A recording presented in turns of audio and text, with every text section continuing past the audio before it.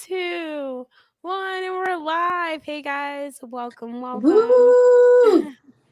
It's been a long 2 weeks. I mean, I feel like it's been longer, but it's according to our last live stream, it's been 2 weeks, and I've been under the weather for a week. Oh, for going almost 2 weeks, but we'll see. Anyways, Dang. how are you? How are you, Doka? Stressed, but making it through. Why are you stressed? Work and wedding planning. It's very Oh, stressful. you're getting married. I feel like an adult because I'm invited and with a plus one. I feel like I kind of bullied my way though. I feel like I invited myself and then you also added my plus one, so I'm excited. Yeah. Yeah, when you said that you were gonna come and like he was just gonna stay in the hotel, I'm like, excuse me? well, What? because I felt like I felt because he probably wouldn't like you. I don't know. I just felt like it wouldn't have been a big deal for him because I'm sure he would have done something else during that time. But Or he can just anyways, come to the awesome wedding that we're spending all this money for people to enjoy. hey Sage, hey. So Hi, Sage Moon.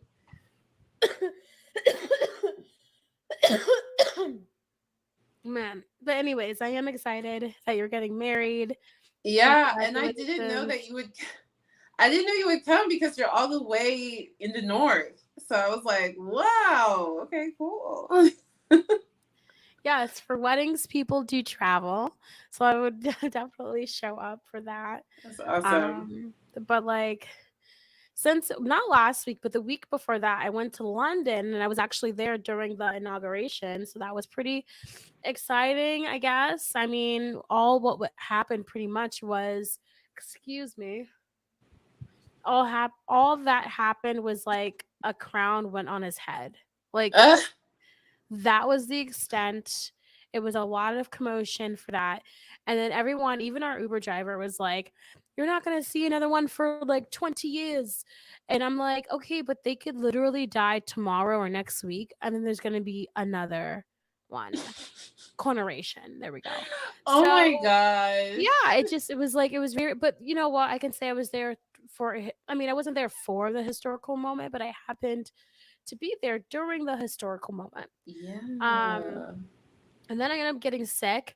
And guys, when you get sick, because I've had my autoimmune, yada yada. But when you get sick, it sucks going to the doctor when you've just come back from a different country because they ask you, have you left the country within 21 days? And yes, I have. And so then they want you to do a million and one things. And apparently you're obligated, because I went to the ER, they're obligated to put you in right away if you have shortness of breath, which I did. So yes, if you have shortness of breath and you've left the country within 21 days, they automatically put you in. You're getting tested for like A through Z. So, Mm, you know. Oh, hey, hassle. Anne. Hi, N-word. Thank Hey. you. And thank you, Sage Moon. So, how we feel better? Awesome. Thanks, Sage. Appreciate it. I know I'm always the reason why we are not going live. So just blame me. Pretty much. But I'm starting to feel a little bit better. I actually requested an accommodation form for work so I could like not, be on the phones and like more desk work and less communication with people because Good. well, not even that is that like my thyroid, everything is it swells up if one day the pollen is really hot, it swells up one day, the other Mm. day, so I'm constantly having to it's a struggle, it's a battle. So I usually just I'm like, for fuck it, like, doctor, can you please help me? And she's like, yeah. So like I'm so just tired of just I'm talking now, but like I'm tired, I can't keep Struggling. that up consistently Right. 8 hours a day, 5 days a week. I can't do it. So yeah. Yep.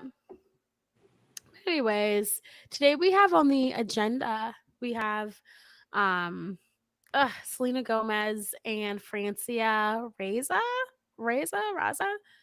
But if you don't know about them, do you want to pull them up? Oh, let me pull up the screen. My horrible London accent, by the way. Oh, do you do the thing where when you visit another country, your accent shifts? Well, it did a little bit towards the end. It started to shift a little It bit. started to Like it shift. did. It did already. Like I was already feeling like the emotions and stuff. Like because we went to two hotels, and so our last hotel that we stayed at, I was like, "Oh my gosh, I understand like how people are starting to talk all Brit and all because I can start talking." You start to like kind of immediately unconsciously adapt Mm-hmm. to different things when you're there.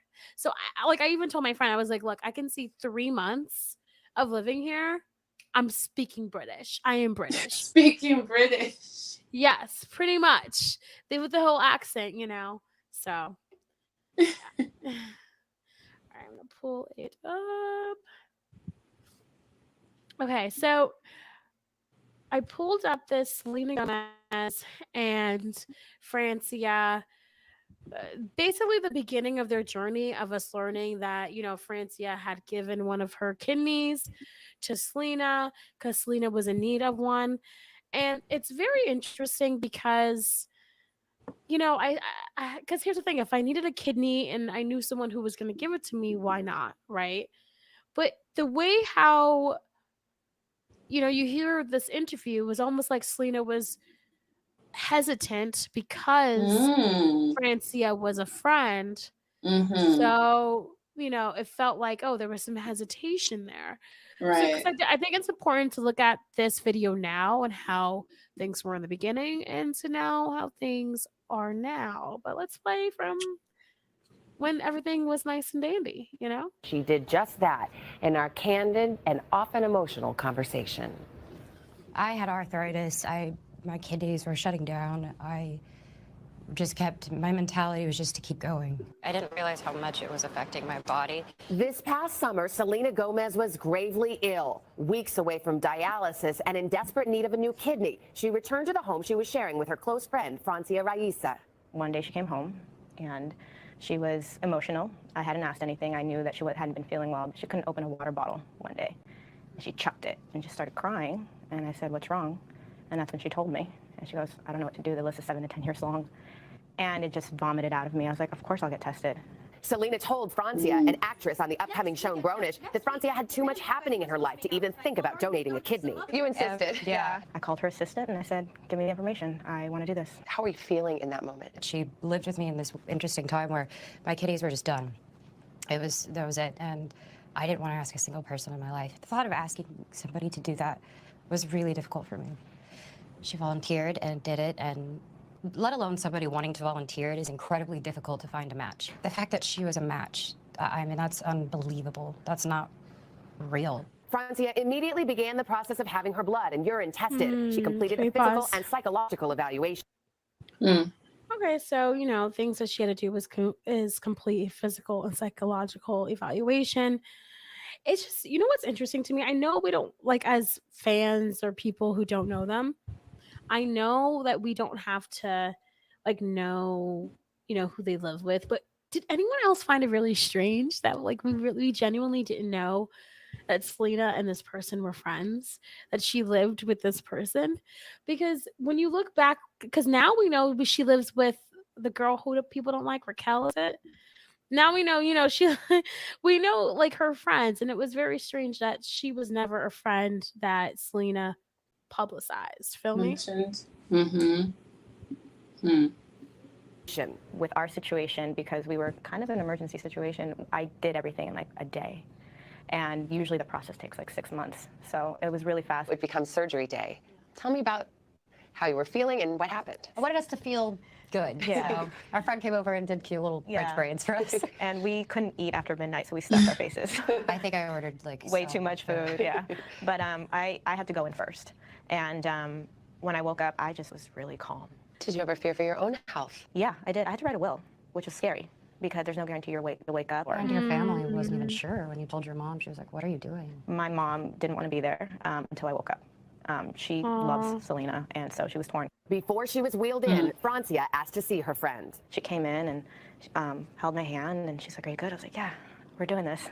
And then they give you Valium to calm you down. I don't remember anything else. Well, you did a little peace sign first, and then you went out. Selena went into surgery next. I remember waking up 2 hours after, and I saw my mom, I saw my stepdad, and I felt okay. I felt really good.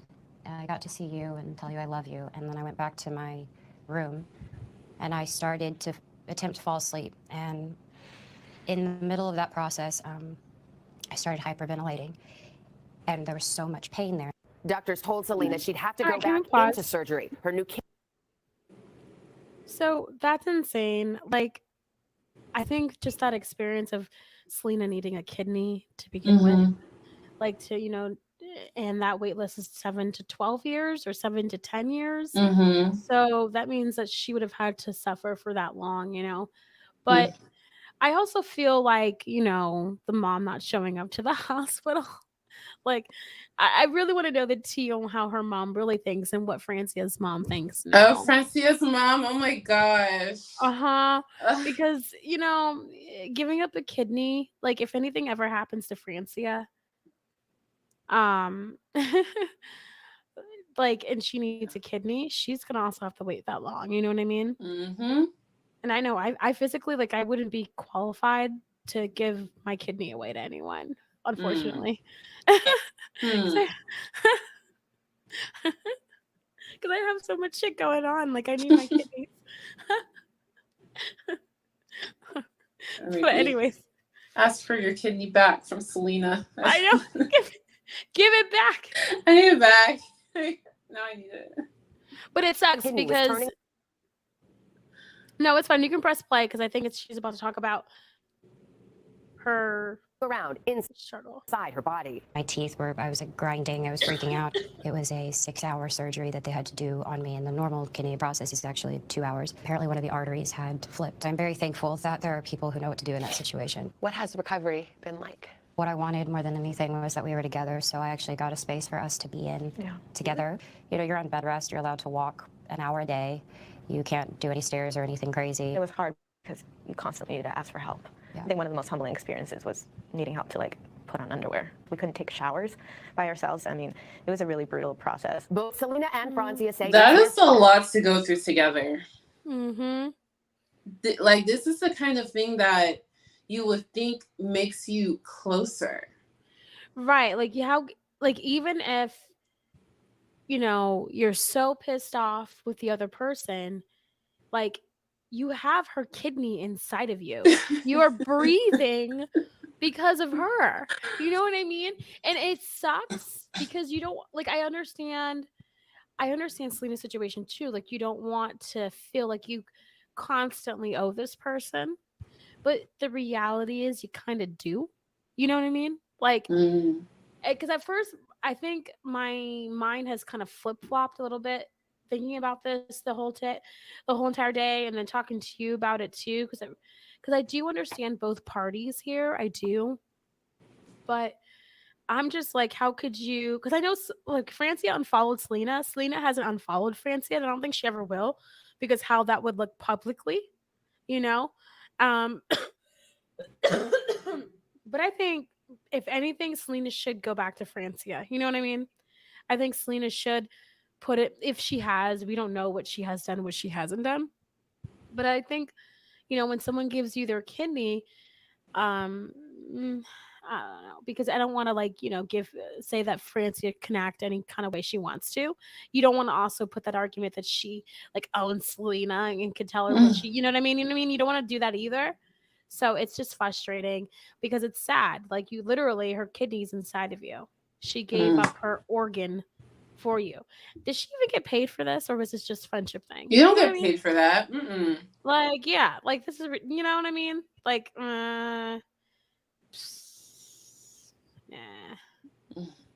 faith that guided them through this very emotional and private process. You feel that Francia saved your life? Because she did. That's it. I guess I got to the point where it was really kind of life or death. It's really hard to think about or even to swallow, especially now that as soon as I got the kidney transplant, my arthritis went away. My lupus, there's about a 3 to 5% chance it'll ever come back. My blood pressure is better. My energy, my life has been better. A life-saving journey shared with the hope of helping others. I just really hope that we can help somebody. I really do. I don't think what we went through was easy. I don't think it was fun. Wow, I didn't realize her hope that this lupus inspires went people away to feel pretty good, much. to know that there is Because of really good this. people in the world. Oh my God. It's incredible Wow. to see these two in the relationship that they have. I mean, it feels like a sisterhood. And What else did they talk and this about? morning she opens up like never before about what led to it, her 5-year battle with lupus. Oh, Okay. Sisterhood. Now let's see what the sisterhood is now. Do you have that other link that I showed you? Oh, well, no, this is good too. Let's watch this one too. This one Okay, is her what's this? Define showing. me. My scars tell my story. And so I really appreciate these scars because they honestly changed my life, not just, because of Selena, just me personally. Life came into perspective. I learned a lot. So, it's not a secret. Last year, I had a surgery with one of my best friends, Selena Gomez. I gave my kidney to her. From the minute I said, of course I'll get tested, obviously it was like, you're my best All right, friend, you're my pause. sister.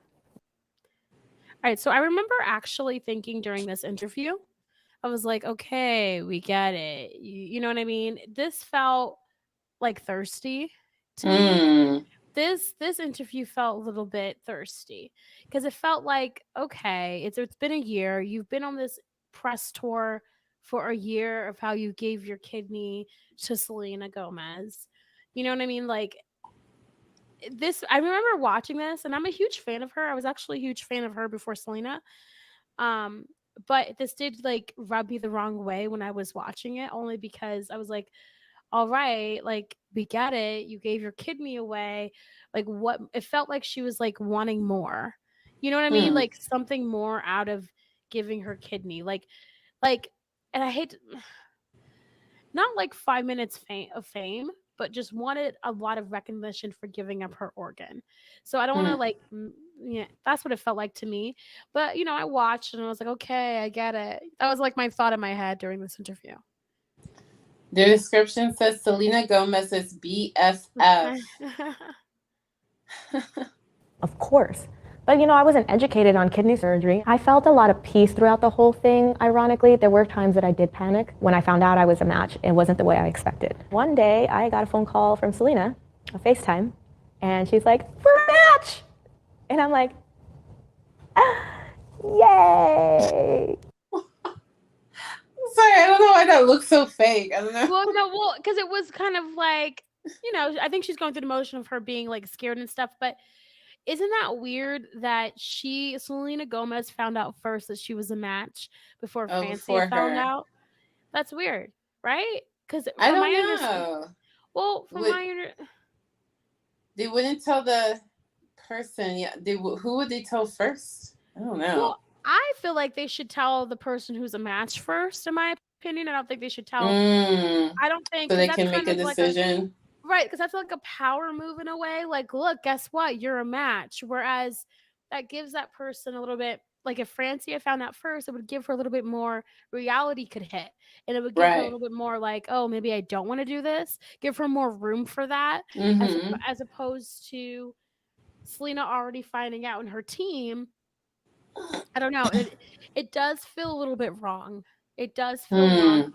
And I can see with this interview, if Selena were to get just a little bit salty, I can see also with that being said. Selena getting salty by this interview? Well, by her being kind of like sarcastic right now, like, yay. You know what I mean? She's being sarcastic right now. What? How do you know this? I had a way that I wanted to tell her when I made the decision. I knew it was going to happen. I just knew at that time. Like, it's a big thing. So I hang up and I call my social worker and I'm angry. And she told me it's going to be hard. The recipient is going to glow and she's going to recover a lot faster than the donor is because she's receiving something she needs. You're losing something you don't need to lose. It's going to be hard. And it was very hard. Selena and I both went through a depression. We both, she had some complications with hers and she has bigger scars than, I do that, wasn't expected. I remember getting a text message from Selena saying, "I'm so scared. I might die." And I was like, "What?" And I called, I was calling someone, and that's when she got the complication where the kidney turned and broke an artery, and she had to go back in, and they actually had to take a vein out of her leg, so she has a scar right here, and build a wall around her artery, like this whole thing. They inflate your stomach with gas, so it could bloat up, honestly, in order for them to be able to remove the kidney and take them down that trail and take it out like it's a little baby, but it's a kidney. My C-section scar, I call it. I have no feeling, I don't feel a thing.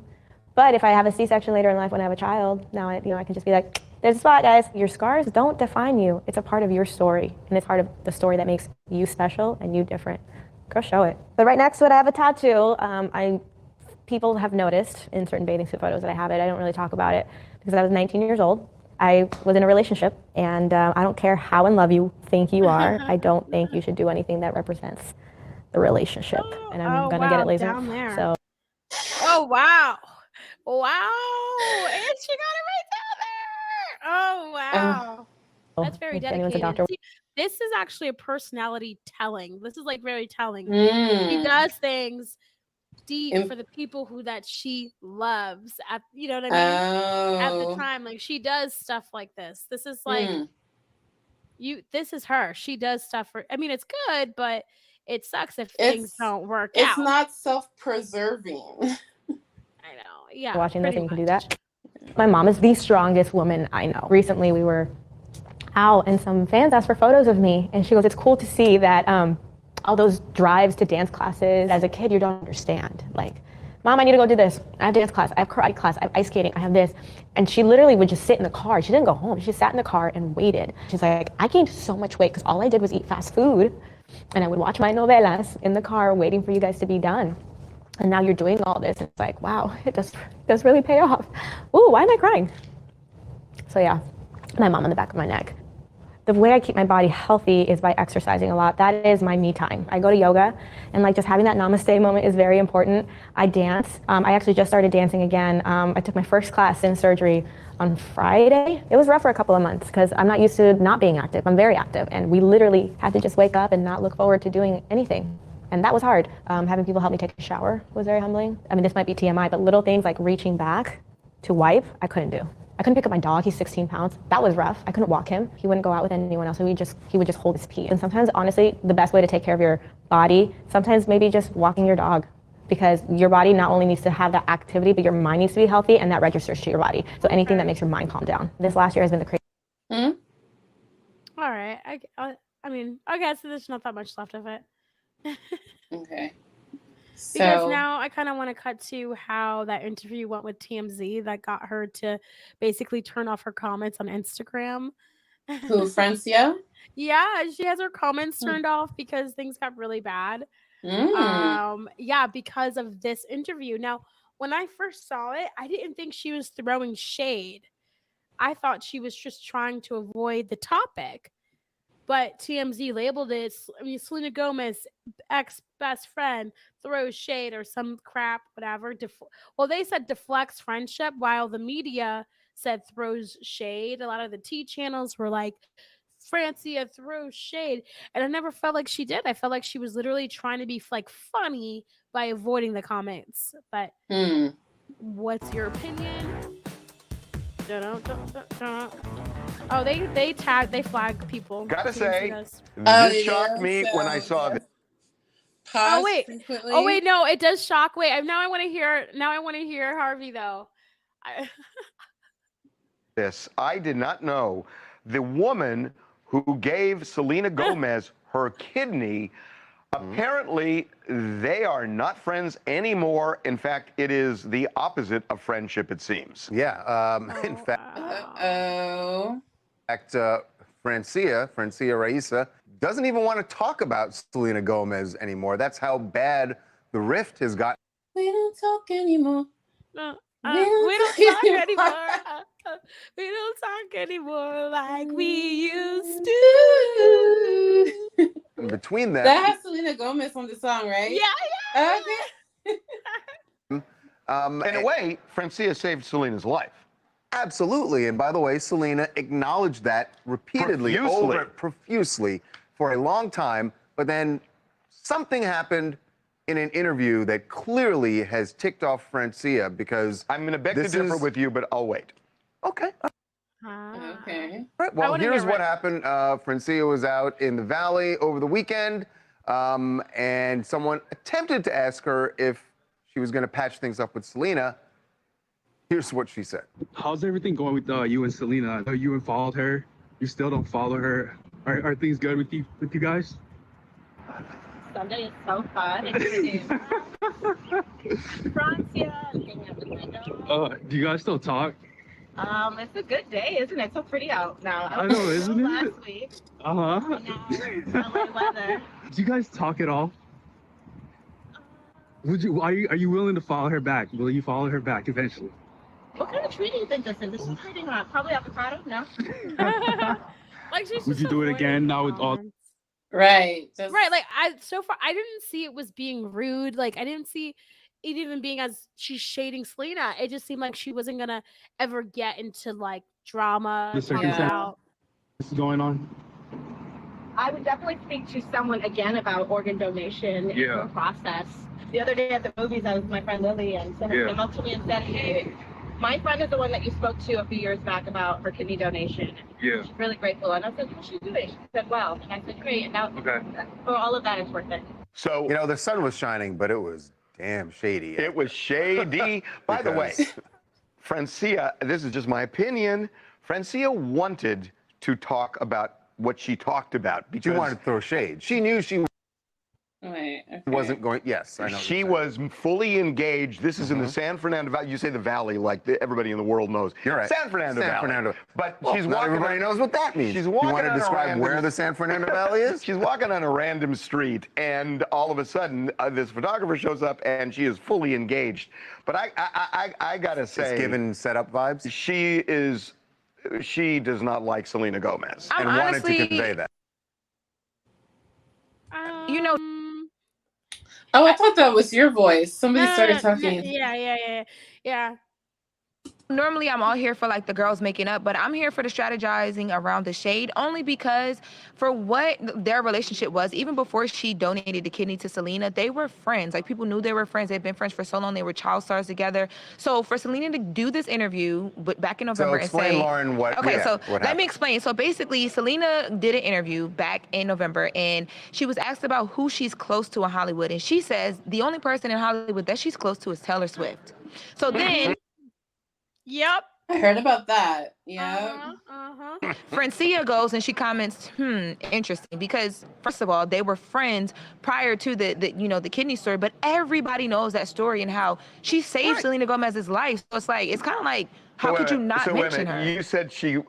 And then what made me mad was Selena said something like, "Oh, sorry, I didn't mention every single person I've ever met in Hollywood." Right. And that's worse. Like, this is not just somebody you met. That made it even worse to me. And you know what that interview reminded me of? A while ago, this was like maybe 2014, 2015. It was a while ago, where Demi Lovato and Selena Gomez were friends. And then when they had their falling out, Demi was caught maybe like I think in the UK or something. And paparazzi asked her, "Oh, where's Selena Gomez? Are you hanging out with Selena?" And Demi's response to the paparazzi was, "Ask Taylor."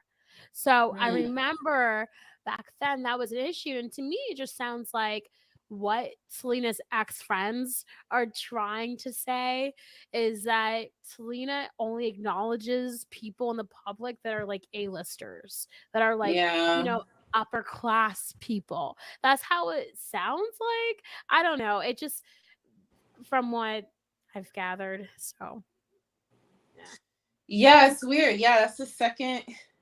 So this is the second friend in the industry who said who's like asked Taylor. Yeah, right. That's interesting.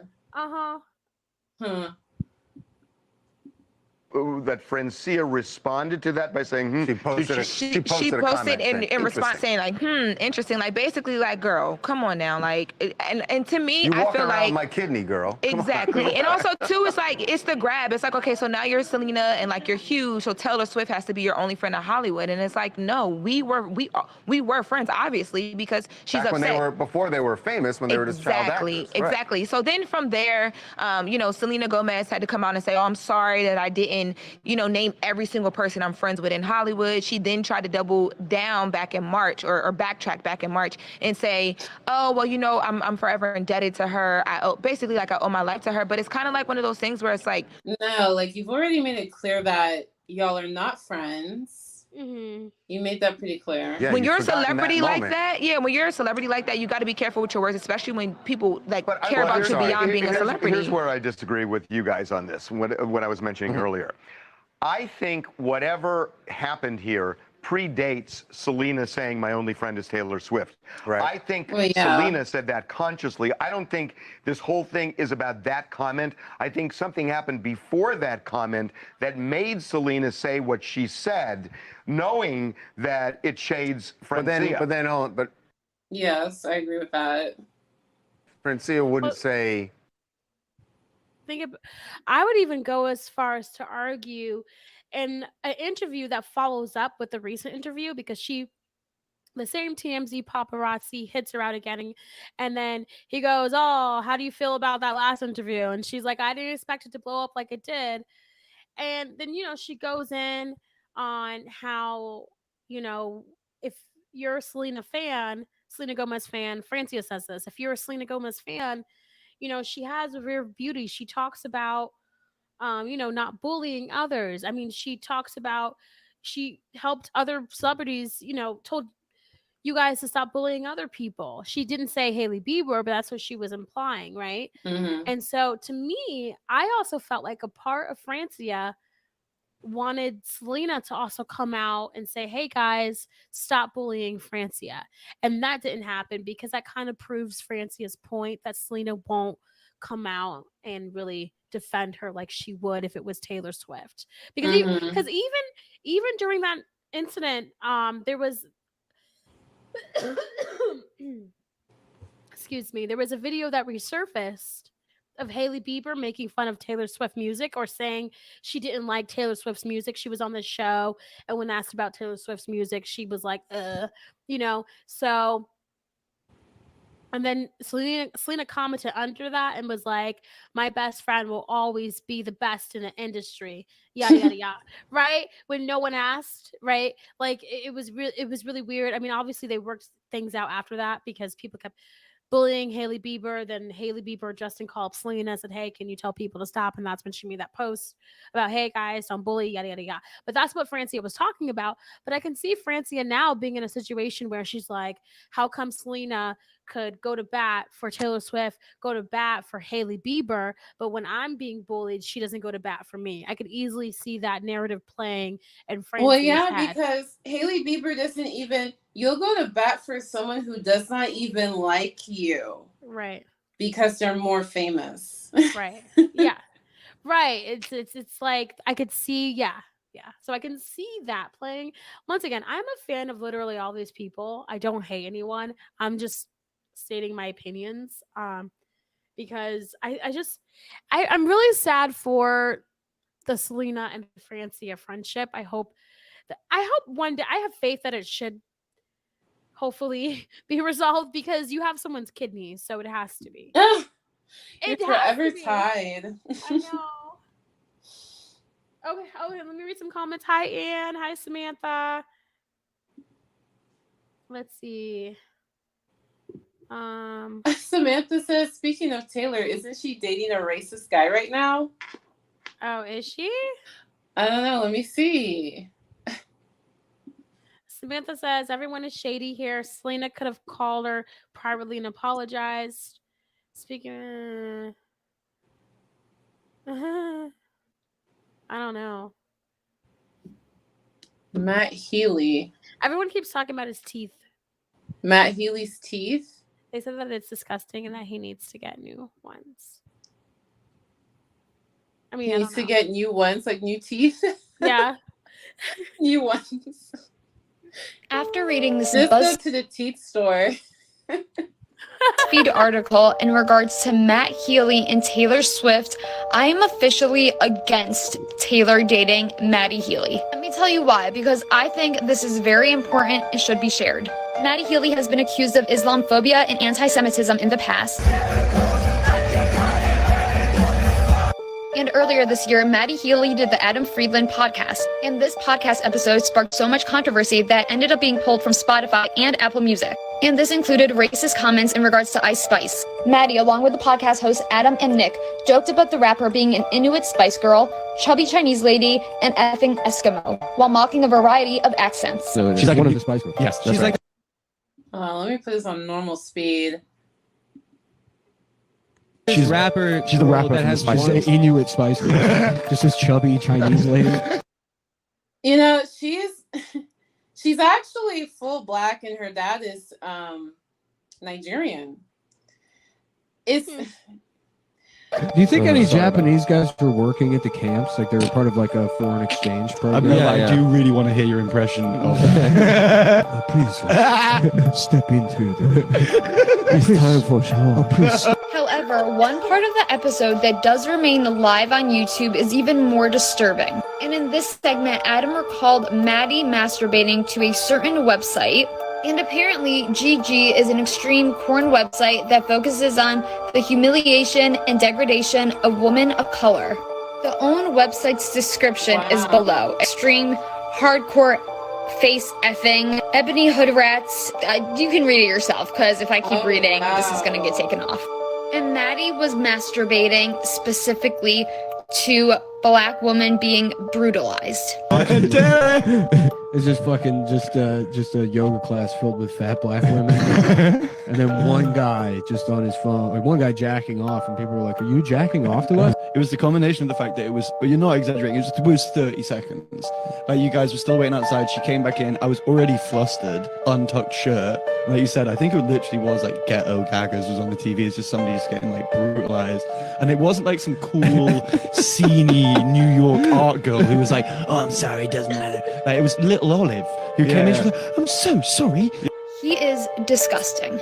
And this is recent, this interview. This was a few months ago in February. One Taylor fan said it best. Either he isn't as bad as we think, or she isn't as good as we think. Pick one. And I hate to say this because I love Taylor Swift. I have loved her music forever. How can she date this person? Maybe she doesn't know everything, but it is out there. How do you not Let me know? know your thoughts. There's no way she doesn't know. Oh That's my gosh. gross. Wait, followed by this, can we watch the Taylor Swift? We can react to I sent you a Candace Owens where she says that Taylor Swift is a ticking time bomb. I have this JoJo Siwa thing. Yeah. So it's different than this? Well, it is. I mean, this is more what we should probably be reacting to, but I have to go use the restroom. I'm so sorry. So I will be back in just a second. And like my nose. Taking time. I don't want to give Candace views. How do I? Did somebody re-upload this? Okay. Oh, come on. Can we wait? Let me just find give her on a TikTok. review? Let me find on. Come on, no. Why can't we just watch it? We're gonna give her a review. She gives. I don't want that. Then She gives the Democratic. She gives the Democratic Party views every single day. It's fine. All right. I don't want that stuff on my algorithm. I'll be back. Candace Owens, Taylor Swift. I'm looking on TikTok because TikTok algorithm is really easy to change. YouTube algorithm, you watch one video and like it thinks you're just in love with that stuff forever. Let's see. Come through with the let me see. Yeah, oh my gosh, yeah, that's disgusting. He was, first of all, the people making fun, like, people really need to leave Ice Spice alone. I really feel like it's jealousy. That girl, Ice Spice, doesn't do or say anything to nobody, and she stays in their mouth. And the only reason she should be in your mouth is to say, congratulations, young lady. And people who have nasty stuff to say, there's something wrong with you. So there's definitely something wrong with them. And it really annoys me. It annoys me that they're trying to like use Asian stereotypes and weird Asian stuff to describe like a Black woman who's half African. And then I never heard of that Gecko Gaggers before. And now I want to go in incognito and see, like, is this a real website? That's really gross. That's really gross. Like, I can't even fully wrap my head around that. Because I've heard of Black men being into the degradation thing by white women, but I actually had never actually heard of Black women being into the degradation by white men. And I don't know, somehow that's really gross to me. The guy seems very gross. She's a superstar and has a team of people who are in charge of her image, so she has to know. It's disappointing. Right, yeah, Taylor Swift, she does know. And that's something I've noticed. Let me tell you about, I have this friend. She's a white woman, and she tends to attract incel type of guys, red pill and incel type of men. And she knows they're gross. She knows they're bad, but she's so attracted to them. Like, she doesn't know upon meeting them that they're like that, but she'll meet them and then she'll find out they're like that, and she'll still want to be with them. And one of her Black friends called her out on it. But I never called her out on it because I didn't really know what's going on. Next time she does that, I'm gonna say something. Because you do know. And the thing about it is, it behooves you to pay attention to that stuff, because if they're gonna be that way towards other people, or have an ideology, a philosophy that's inherently misogynistic, what makes you think they actually care about you? You're a female, you're a woman. What are we talking about? I'm talking about my friend who's kind of doing like Taylor Swift, like she dates very problematic guys, and I'm just saying, like, what makes you think they actually care about you? But anyway, Samantha, is she my ex-roommate? Maybe. Anwar says she def knows. You can't be with someone who's like that and not know, right? Totally agree. Yes. Come through with the receipts. Sad that people will turn their eye at comments like these. Like, Taylor has to know about these comments. She does, because I'm not much of a Selena person, nor a Taylor person. A Selenator or Swiftie. Selenator. I'm not much of a Selenator. A Selenator. Selenator or Swiftie. Or a Swiftie. Okay? Get the terminologies correct. But I do know that Taylor Swift pays attention to her fans. Taylor Swift puts details in her music and her videos and her social media. She puts these Easter eggs and details that she knows her fans are going to figure it out. And there's Morse code, and there's all this stuff. So there's no way you're going to tell me that Taylor Swift didn't notice what's up with her man. I have a question. Can you press that? I want to hear what Candace Owens is saying about Taylor Swift. Why don't you talk after you? Yeah, that one. Taylor Swift's music is not good. She just dropped an album that is called Midnight, and the album doesn't make any sense, and the lyrics don't make any sense, but she's Taylor Swift, so I don't know. We're supposed to pretend that what she just said was magical, that the lyrics are magical. And she dropped a song, I guess the main song that she wants featured and that she's speaking about is Anti-Hero, like you just heard her describe. It's the lead single, and it's being described as true self-loathing, and it ticks off Swift's deepest insecurities. Hook, the chorus is, "It's me. Hi, I'm the problem. It's me. At tea time." Everybody agrees. It's giving Ben Shapiro when he's reading that song. I shouldn't laugh, but it's just so not good that it's ridiculous. It's so ridiculous. More lyrics. I have this dream my daughter-in-law kills me for the money. She thinks I left them in the will. The family gathers round and reads it, and then someone screams out, "She's laughing up at us from hell."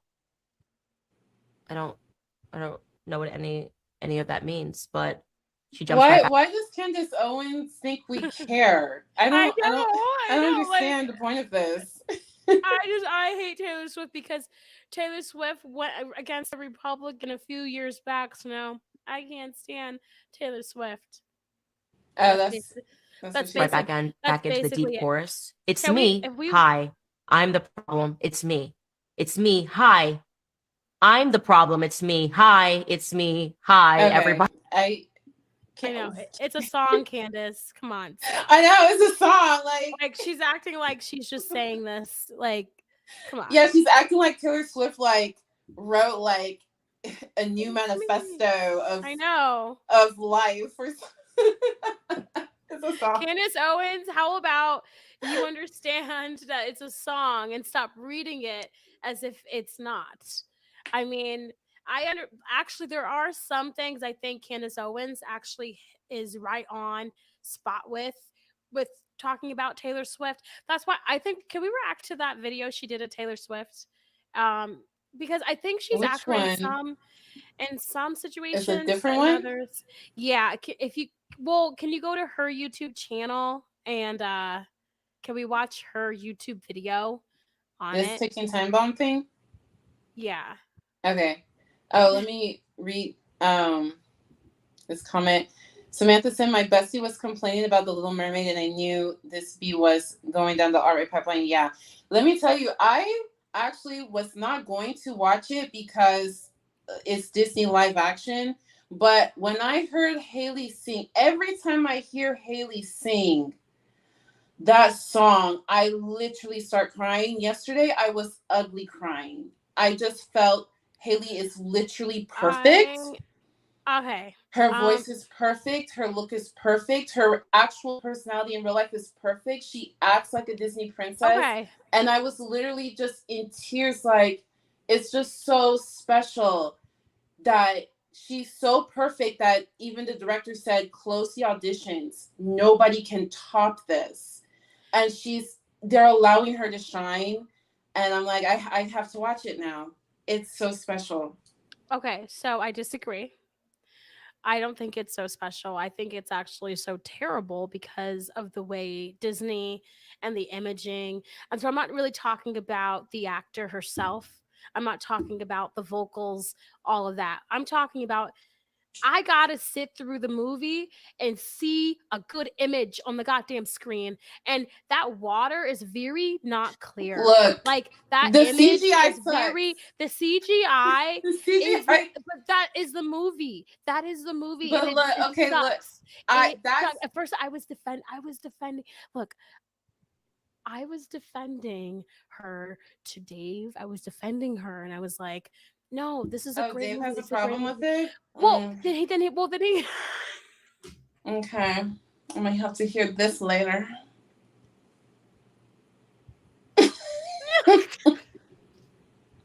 Okay.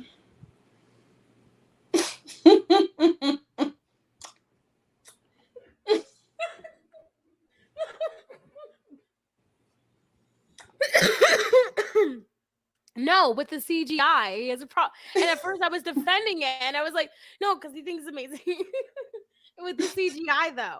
So, and then I disagreed until I saw it, and I was like, is this going to be the whole movie like this? Let me tell you, because that is why I wasn't going to watch the movie, okay? The CGI is very ugly. The fish, the flounder, the crab is very ugly. And I did feel offended that this movie is going to have so much eyeballs and scrutiny on it, and y'all could not push up that budget. Call Pixar animation, I felt bad, but that's what they did. They put why is it that Finding fucking Nemo looks better than this movie? It looks better than this movie. I now I have to sit through it and watch it. But I have to watch it because I need to see that girl. I have to hear that girl. I was like, let me just get the soundtrack. I was like, no, I'm gonna sit through that nasty CGI and that flounder, beady looking ass fish. I will sit through it because I have to see that girl. That girl she's magic. I don't know. I have to see her. So I'm gonna watch it. I will watch it despite the water and the seashells looking like. Samantha said they use outsourced labor. Yeah. Yeah. It's That not is good. it's so It is unfortunate. horrible. But It is very horrible. it's unfortunate, yeah. Okay. Oh. Okay. So let's start reacting to Taste Swift real quick. It's gonna be hilarious. I have to get to this. And there's so much that I want to say about this. There's no way that I'm going to have enough time. This is, I would probably say, the #1 prediction that I have been making that divides my fans, because I have a legion of Swifties that also listen to my podcast. I love you all, and I do not fault you for being Taylor Swift fans. I have her music on my iPhone. Let me actually slow this down. I'm going to. By the way, I feel like Taylor Swift looking good. I've been looking at the footage of her tour. She looking good. I was like, okay. Make myself at first say 3 really nice things about Taylor Swift, okay? #1, she makes really catchy music. I like her old stuff better than her new stuff, but there is no doubt that Taylor Swift is definitely musically talented. #2, nobody rocks a bang better than Taylor Swift. Like, I mean, that girl actually looks better with bangs every time I see the way she wears it, whether it's shaggy, whether it's straight. I think she looks phenomenal. #3, she is incredibly hard worker, so I deeply respect how hard she works. Her current Eras tour, I think each of her stops is 3 hours on stage. If you guys knew how much energy that takes to commit, Taylor Swift has off to, you're an incredibly hard worker. And now that I've gotten that out of the way, so that the people that are Swifties that also love me don't get too enraged at me, I'm going to tell you my very long-standing prediction about her. Taylor Swift is a ticking time bomb in conservative world. I've been saying this for a very long time. She has amassed a legion of fans. You've seen her kind of dabble her toe and say a thing here or there about politics. I'm going to try to predict it. Is she going to say Taylor Swift is going to get canceled by her own fans at some point? No. And Taylor Swift is the same age as me. We're both born in '89, so that means that Taylor Swift is just about to turn 4 years old. And we've not yet seen Taylor Swift go fully crazy because she's had boys to keep her busy. Now, aside from the fact that she switches relationships way too fast, which I think is problematic, and it is a bad example to the young women that follow her, and aside from the fact that she pretty much collects friends like they're Beanie Babies, these are all things that I fault her for. The bigger issue when it comes to Taylor Swift is that she is an actual fraud. I mean, I cannot make this clear enough. And like I said, you might disagree with me now, but I'm telling you that I'm going to give it about 5 years for everything that I say to be right. Pause. Her entire shtick. Okay, pause. So what she's about to say, the question is, do you think Taylor Swift is a fraud? Because Candace Owens thinks that Taylor Swift is a fraud for this reason that she's about to say. I would like you though can you play it to kind of normal, because Candace does talk fast. I think, in my opinion, when she's trying to get her point across, she talks real fast. I think. Okay. Know that one of the things that pains me the most are women that infantilize themselves, right? So I just told you that Taylor Swift is 34 years old. When you hear Taylor Swift talk to her audiences, she sounds like she's a little scared girl. That's her act. I'm a little scared girl, and I need my legion of 12 and 11-year-old fans to all attack the person or the thing. Hold on. Is she talking about, I've seen the clips at concerts where she sounds like Dora the Explorer. Is she talking about that, or is she talking about how she just talks on social media to her fans? I think she'll get into it. Okay. That I'm no longer happy with. I mean, essentially, she is a bit of a glorified bully. She's routinely makes music about individuals that she feels she's been burned by, and the way that she gets even with them, she's basically got the Mean Girl burn book, is she creates a catchy pop tune, and then she has a legion of people singing tunes that is actually about a real person, but nobody thinks about it this way because you say it's art. And maybe I should learn from that. Maybe what I should start doing on the show is creating catchy songs about everybody that annoys me and that I don't like. Maybe I should make a catchy pop song about transgenderism and Dylan Mulvaney. I'll try that next year, but that's not going to be my shtick today. And I want to point you to just an example of. Do you think there's anything wrong with Taylor Swift? Even though she doesn't really, her fans figure it out, but she's not like sitting there telling you who she's talking about. Doesn't every artist does this though? Right. That's what I'm trying to, because Taylor Swift would call this sexist, because at the time you had like Bruno Mars, you had, who else? Harry Styles. You had all of these people talking about relationships that they've been in.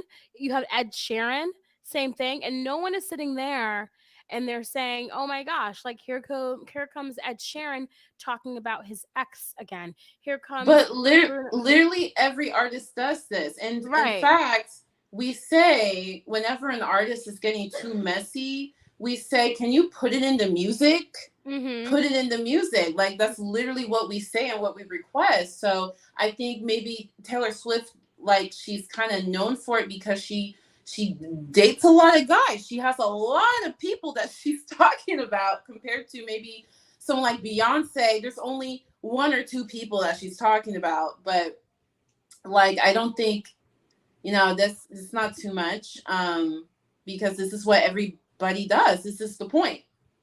Right. Well, I just think I don't like the argument of she's bullying people because she's singing about her experience her past. Yeah, her past experience when she's not even naming names.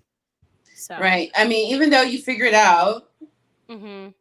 So like the whole not naming names thing, I don't really use that argument anymore because if people can figure it out, then like you didn't need to say the name. But even, I don't know, even if you said the name, rappers say the name all the time.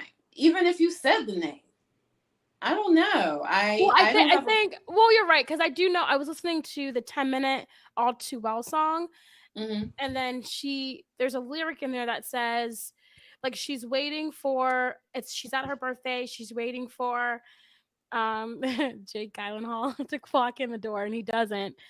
And her dad says that she's supposed to be having fun turning 21. So we know at 21 she was dating Jake Gyllenhaal. You know what I mean? Right. So it's kind of like I get what you're saying, but still that still going back to that's honestly what makes a good artist anyways, when you are singing about your past relationships, your personal experiences. That's why she's such a really good writer, and she's able to really hit like the words right. You know what I mean? That's what makes her what Candace was making fun of earlier. It's me. Hi, I'm the problem. I mean, this is so dumb. But that is literally what makes her good. That she is able to use simple words and simple phrases, but she puts it in a way that it hits so many people. That's a talent that you don't have, Candace, but that's actually a talent. What I'm talking about in terms of her pretending to be a little girl when in fact she is a woman that is 34 years old. This is a clip from her Netflix special, which was called a documentary that was called Miss Americana. And she's going to sell to audiences that she's just a little girl that wants to find her voice to speak out about politics as she's speaking to her parents. Take a listen. It really is a big deal. The fact that she has an issue with this really makes me mad. I know what this clip is. I'll play it. She votes against fair pay for women. She votes against the reauthorization of the Violence Against Women Act. It makes me mad that she's gonna call this like acting like a little girl because she's emotional, that she has a conviction about something and she knows she has a platform to help change it, and her management is dogging her about that. Like, I would be tearful in this situation too. Candace's argument, I think, is here she is acting like a little girl, but she's been able to, buy all these homes and do all this stuff without any of their permission. So I think she's trying to just say this right here is performative. In my opinion, I think that's what she's saying. Which is just basically protecting us from domestic abuse and stalking. I need to do this. I need you to Dad, I need you to forgive me for doing it because I'm doing it. If Taylor Swift was a 15-year-old little girl and sitting on that couch, cross-legged, crying in front of her mommy and daddy about how she wanted to find her voice, I would buy that. Again, Taylor Swift is 34 years old. Oh, heaven forbid you sit cross-legged on the couch. Like, I don't know. Candace is very annoying. Like, does she think every woman needs to have her stoic Ayn Rand-esque personality? Right. Like here she is cross-legged crying. Like Like I would be in the same, I probably was in the same position earlier this week arguing with my mom about like wedding planning. Like I think was the guy she talking to, her management, or her dad. It was somebody who like her has dad. authority. It was her dad? Yeah. Yeah, like that, I don't know, that happens. Candace Owens like annoyed, like almost every time she talks, she annoys the hell out of me. Like it's like she's incapable of just comprehending life outside of her own mind. Yeah. She does not need to ask mommy and daddy to do anything at all. She never has had for a very long time. Well, yeah, you don't have to, right? Like you don't have to, but you are still in relationship with your parents. You still, it's still a collaborative relationship. Like you don't have to, but you're not going to feel good to do something and know your parents are against it and you don't talk to them about it, you know? Like, right. Like what we saw Taylor Swift crying about, I think that's a normal adult relationship with your parents. Like, even though it's kind of vulnerable to show that, like, I don't think everybody would show their moments with their parents like that, but I think that's normal as long as you still have your parents in your life. Like, that's going to happen. She had to ask her parents whether she can do anything. She owns homes all over the world. In fact, she buys homes wherever her many boyfriends live. Her parents are not going to be like telling her not to buy homes, okay? Time that she's dating them. So this is her selling an act. She's very thoughtful. She's very intelligent. It's a marketing act of her once again being the little girl, which is fine because that marketing act works for her.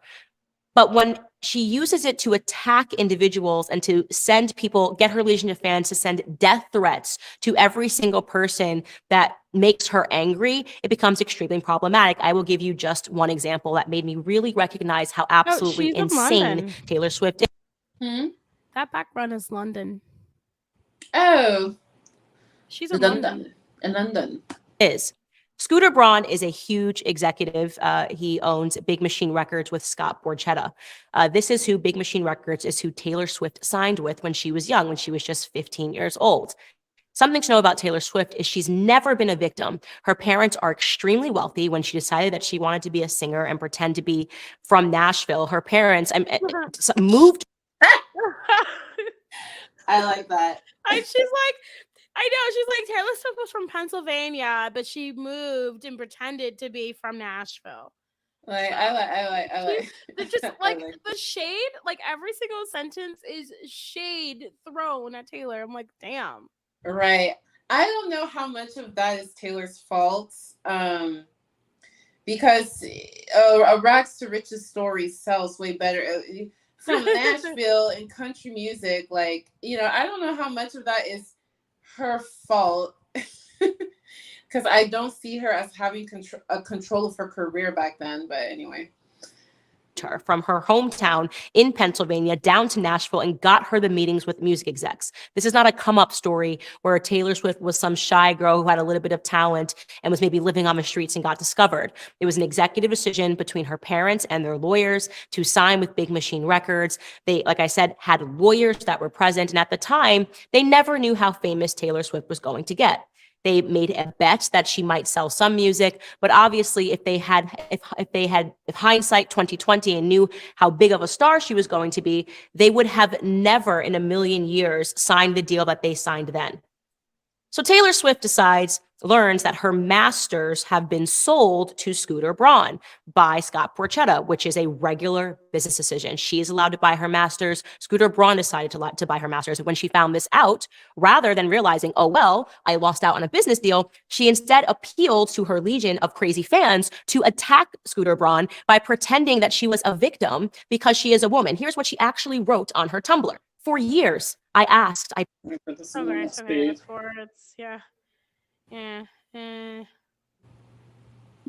Pleaded for a chance to own my work. Instead, I was given an opportunity to sign back up to Big Machine Records and earn one album back at a time, one for every new one I turned in. I walked away because I knew once I signed that contract, Scott Borchetta would sell the label, thereby selling me and my future. I had to make the excruciating choice to leave behind my past, music that I wrote on my bedroom floor, and videos that I dreamed up and paid for from the money I earned playing in bars and then clubs and then arenas and then stadiums. Some facts about today's news. I learned about Scooter Braun's purchase of my master's as it was announced to the world. All I could think about was the incessant manipulative bullying that I've received at his hands for years. Like when Kim Kardashian orchestrated an illegally recorded snippet of a phone call to be leaked, and then Scooter got his 2 clients together to bully me online about it. Or when his client, Kanye West, organized a revenge porn music video, which stripped my body naked. Now Scooter Braun has stripped me of my life's work that I wasn't given an opportunity to buy. Essentially, my musical legacy is about to lie in the hands of someone who tried to dismantle it. This is my worst case scenario. This is what happens when you sign a deal at 15 to someone for whom the term loyalty is clearly just a contractual concept. And when that man says music has value, he means its value is beholden to men who had no part in creating it. When I left my masters in Scott's hands, I made peace with the fact that eventually he would sell them. Never in my worst nightmares did I imagine the buyer would be Scooter. Anytime Scott Borchetta has heard the words Scooter Braun escape my lips, it was when I was either crying or trying not to. He knew what he was doing. They both did, controlling a woman who didn't want to be associated with them in perpetuity. That means forever. So you get this. She does this routinely. When she doesn't get what she wants, she paints it as this feminist moment, as a little girl. I'm a scared little girl. These big men are bullying me. No, you made a business decision not to purchase your masters. Scooter Braun took his money and he purchased your masters. Nothing happened to you. He didn't. Well, pause.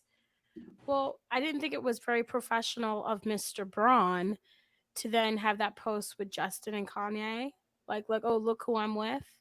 You know, that wasn't professional. That did, you can argue easily that was bullying. You know what I mean? That was like, here's Kanye, and that took away your award, and you have Justin Bieber. You know what I mean? Like that. But it sounds like Scooter Braun is like, I don't know. It sounds like he is pretty petty, and I don't know how he is with other artists, but obviously, like he knows Taylor doesn't like him, and they have that kind of relationship. They have a negative relationship. So like Taylor being upset that like, you know, like the company buying your masters is a normal thing, but when she realized it's the guy that she freaking hates the most buying it, like, she's gonna be upset. Right, and they did offer her, but it was like a shitty deal. Like, for every album that you get, you have to make one, because then it becomes a cycle of just making albums. I mean, that was dumb. Yeah, I know Candace Owens is one of these people who feel like you get what you get, deal with it. You know, like I'm sure she doesn't talk much. I don't know if she talks much about like workers' rights and stuff like that, but I could see her like, you know, there's a writer's strike going on. I could see her being like, oh, you pansies, you're lucky to even have a job. But anyway, yeah, I don't believe in just taking a crappy deal because it's normal. Like, just because it's normal doesn't mean you have to suffer through that. You can change that. Hug you on the street. He didn't do this to spite you. He did this to make money, which is the point of business. And well, you can do both. You know, you can do both. Candace, stop playing dumb. I know very well she has seen with her own eyes people making business decisions, not just to make money, but also to be petty. Guys who, I have been around guys who like, they make a lot of money and they do, it's not all just logical. Yes, this makes me the most profit. They're human beings. And a lot of guys who end up in successful positions, they happen to be crappy human beings. They have like, they have this really big ego. Like a lot of guys are like that. Like, I know you know this, Candace, because you married into a billionaire family. I'm sure you've seen it. Like, oh, this is so annoying. Like, well, I don't she'll like argue. She can argue that, oh, just because I married into a billionaire family, that doesn't mean like that it was probably hard work. You know what I mean? Like, you can't tell their work. You know, talk about their work ethic, and I can see her on a whole nother. You can work hard. You can be an asshole and work very hard. Yes. Yeah. And I know she's seen it. One, she married into this family, so I know she's seen it. Two, Her husband has done business deals for her. And 3, she does her own business deals at the freaking Daily Wire. There's a bunch of dudes like that at the Daily Wire. So that's why I'm calling BS on this. She knows very well you can make a business decision because, yes, on paper, logically, it makes sense, but also there's pettiness to it. And like, I notice a lot of people like her, they want to just focus on the rational part, the logical part, and ignore that there's also emotional motives behind things as well. 2 things can be true at once. Mm-hmm. Happened as a result of this post. Scooter Braun and his then wife were harassed. They received death threats. They had to triple up on their security because Taylor Swift's little fans who don't understand the way business works, who don't understand that acting the part of an innocent little girl when you're actually in your 30s is actually wildly manipulative and sociopathic, decided to attack them because their queen, Taylor Swift, is hurting and they have to make it better by threatening to kill people that are hurt by her. Again, there have been so many people in Hollywood who have said that Taylor Swift is manipulative and sociopathic. What she did to Katy Perry, marching hot girls against her in a music video when she got upset with her, all of her exes. Wait, that's funny. So Scooter Braun didn't do anything to Taylor, but now Taylor is manipulative because she made a music video. Like, we can use Candace's logic against her and her arguments and make her arguments sound dumb. Mm-hmm. Wait. That are in How all- so? How so? What do you mean? How so? She in one breath, she's saying that Scooter Braun didn't do anything to Taylor Swift. It's just a logical business decision. But she's saying that she's putting it against Taylor that Taylor Swift made that Bad Blood music video. That didn't mention Katy Perry. It just had her friends in it. She didn't attack Katy Perry. She didn't do anything to Katy Perry. Right? Just like Scooter Braun didn't do anything to Taylor Swift. It's the same argument, but she wants to not use our argument whenever it's convenient for her. Preach. All of her music videos, what she did to Kanye West, even though she's rewriting it in this post, which was absolutely. Yeah, what did she do to Kanye West? What did she? She didn't do anything to Kanye West, right? Absolutely disgusting. She got caught lying, and Kim Kardashian exposed that lie by a snippet of a phone call. So this is so from my understanding of this, I can see this is a tricky situation. So Taylor Swift, like Kanye West, when they were like all good again, Kanye West asked Taylor if he can say the B word in a song with Taylor. Taylor agreed with the lyric, said that lyric was okay. And it was recorded that she said that it was okay. But then when Taylor heard the song, she didn't realize there was a technicality. Yeah, there was he changed the lyrics, so the context was kind of different, and she wasn't okay with that. Right, yeah. So there was a technicality. It wasn't exactly verbatim like they're trying to make it out to be, because I remember the clip of what Taylor agreed with. This was years ago, and then I remembered, what Taylor was like, I didn't agree with him calling me like a bitch. Like I didn't agree. Yada yada. Yeah, I remember, because what Taylor heard, it was the connotation was a little bit more positive, and then Kanye switched it, and the connotation was a little bit more negative. Like, I don't remember exactly like what was said. I just remember feeling like, oh no, I hear the difference. Oh no, I get that. Especially if you don't like the dude anymore. Right. Yeah, like I 100% get the difference. So, yeah, and anyways, long story short, you still can argue that she lied, because when she first came out about it and didn't know of any recordings, she was acting she didn't say no to what people were saying. Because a lot of her fans were like, oh, how dare he make this song about you? And she's kind of like, oh, I know, right? So she wasn't, in my opinion, in the beginning, forthcoming about the actual conversation. So that's what kind of got her.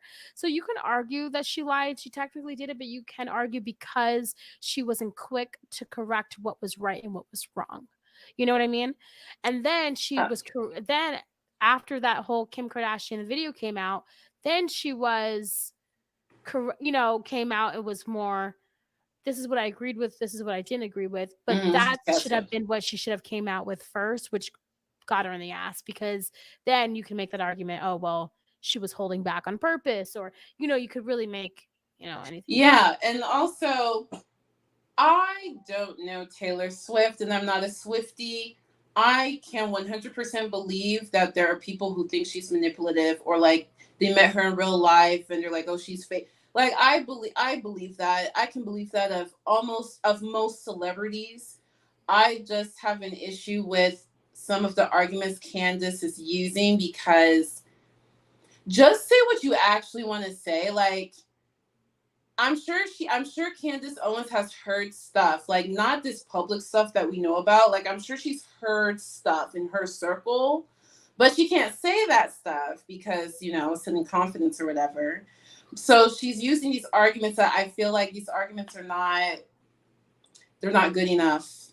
Mm-hmm. And that's my problem with this segment. But she thinks these arguments are good enough, so she's saying that. But I think she actually is saying this because in her circle, she's heard stuff about Taylor Swift. Mm-hmm.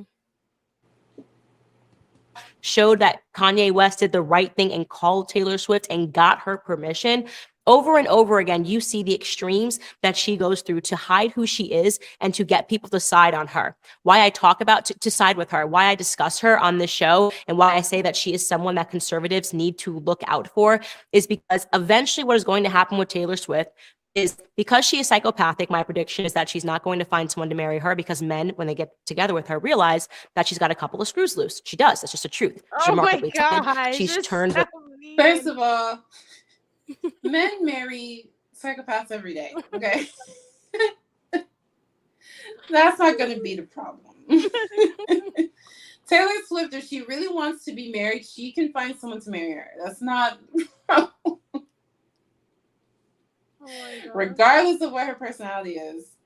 I'm really curious to hear why she thinks specifically conservatives need to pay attention. Those screws loose into wonderful boppy music, but she's crazy.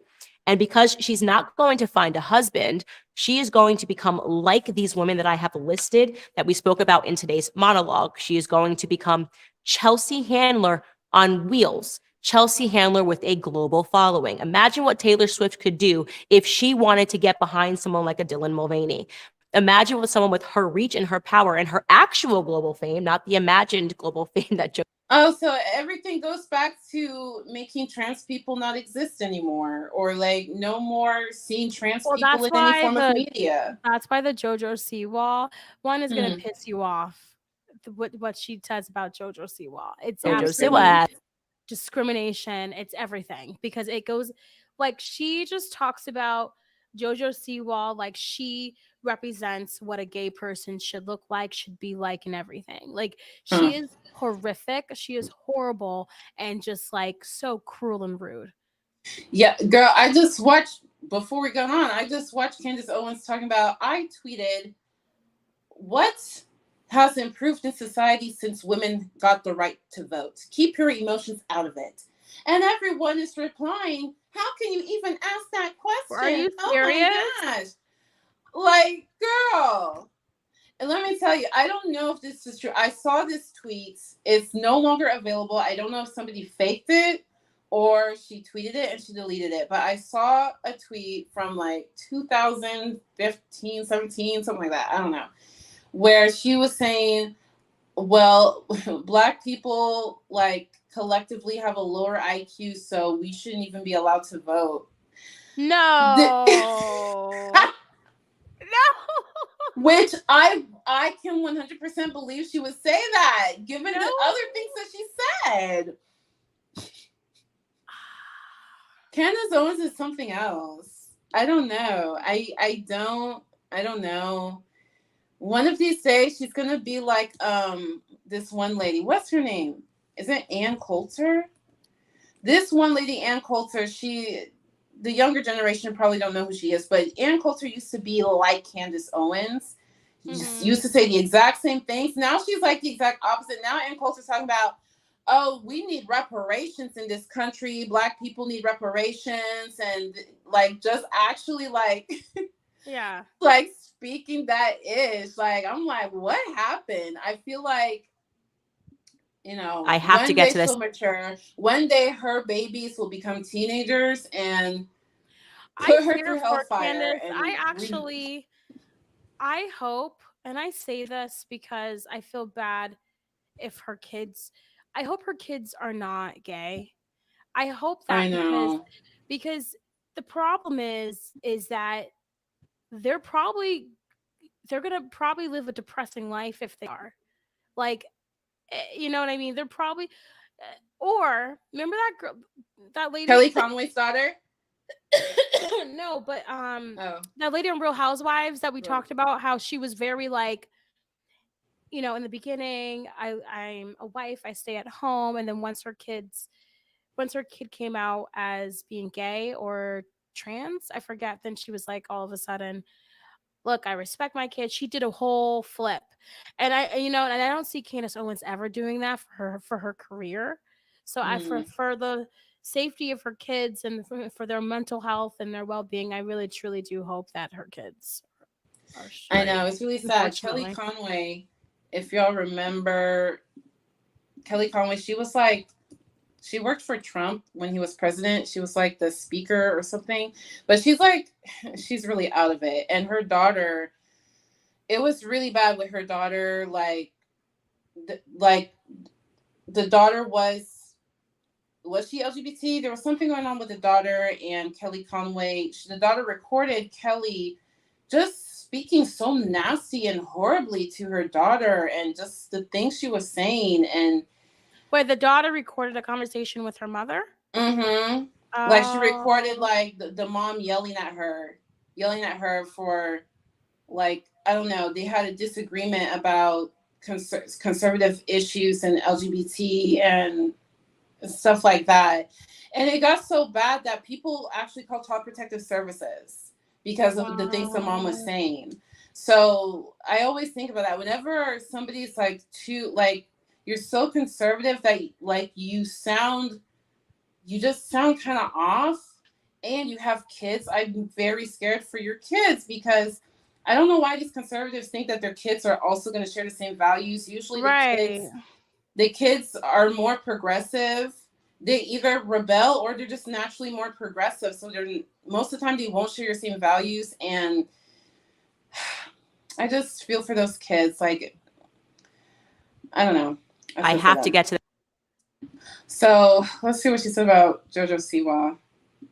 Cultural predictions on this show, and usually they pan out to be correct with time. Sometimes they get yelled at by you guys and you're like, oh, you're wrong, and then like some months or a year passes and you're like, come back and you write a comment, oh, I didn't see it coming. It's okay, I'm making another prediction. I've already made it about JoJo Siwa.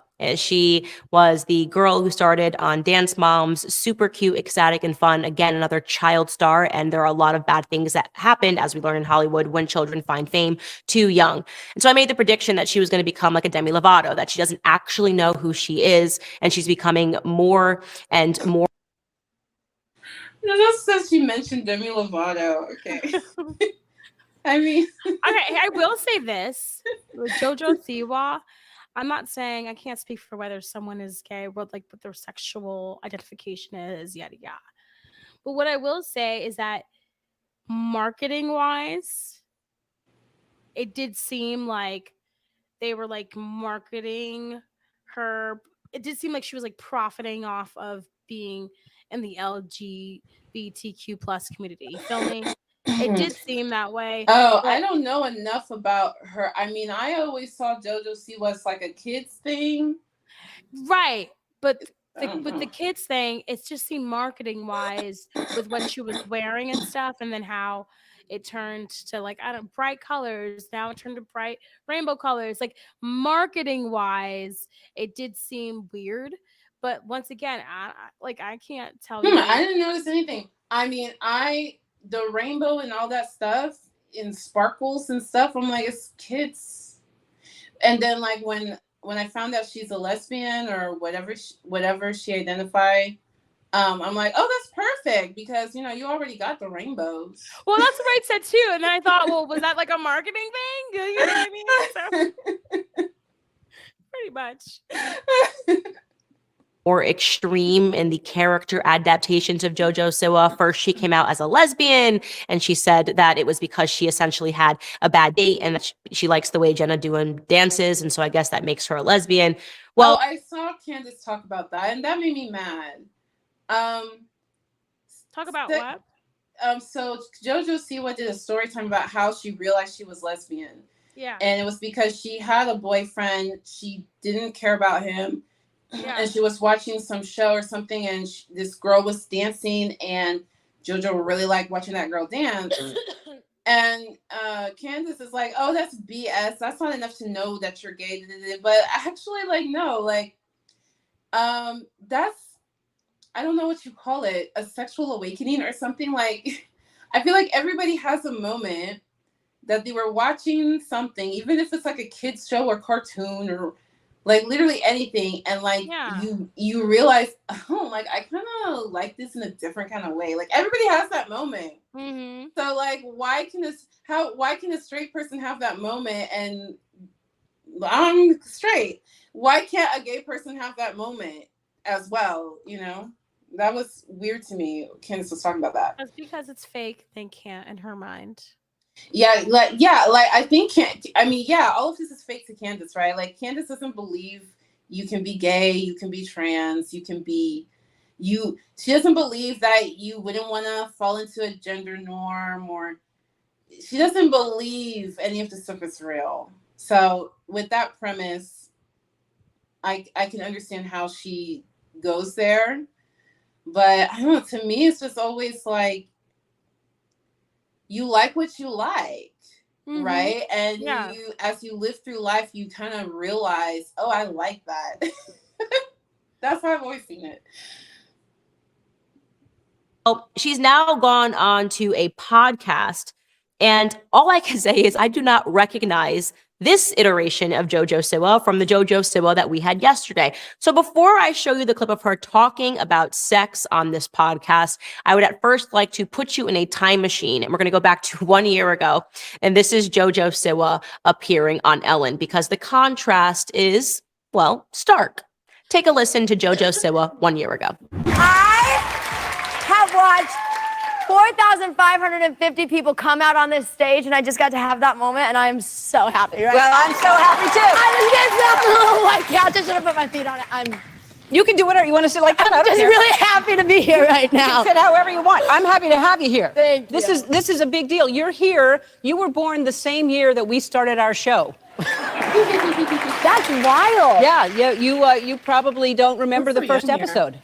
No, that's me as a little baby. No, I don't remember the first episode, but I do remember watching everything on Ellen. I love all the little kids. I could name them all: little Brielle, little Emma, Noah, Macy, all the little kids that have been on the show. Oh, #1 fan. Yeah. Like, have watched every single video. Love all of them so much. All the games. Oh my gosh, the ones where you drop the people.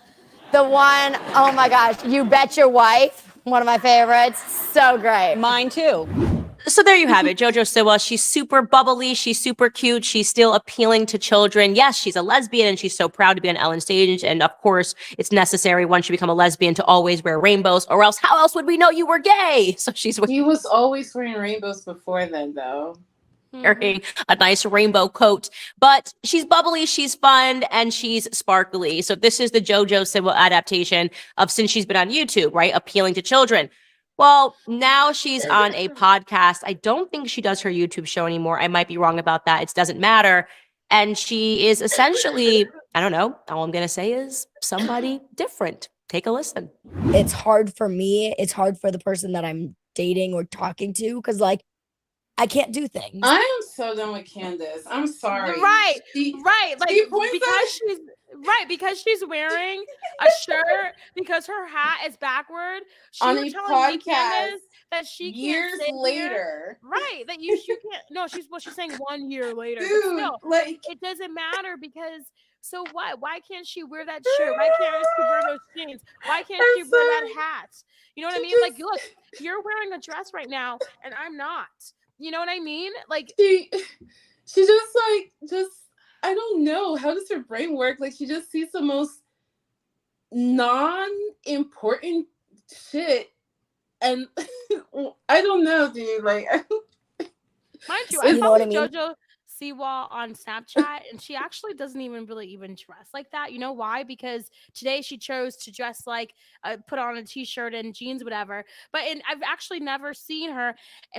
This past week, I followed her Snapchat stories, and not once have I actually seen a hat on her head. You know what I mean? And then the yeah, I've week before never that, seen her wear a hat, I think actually. the week before that, she either got extensions or cut her hair. Either way, like what? Like who cares? Like, literally.